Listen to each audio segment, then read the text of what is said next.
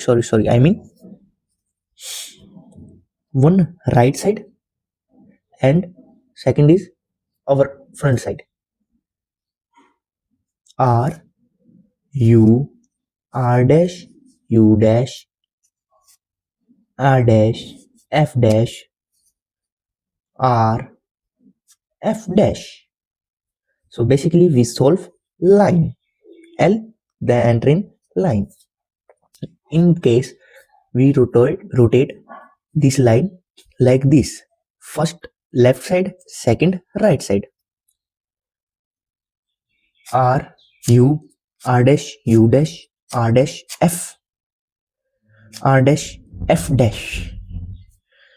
Then you solve plus, you make plus. In this video only this.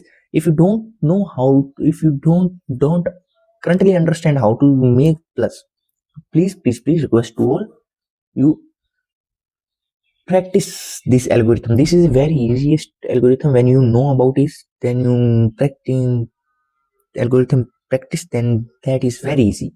So in this video only this. In next video I teaching all the cube solve.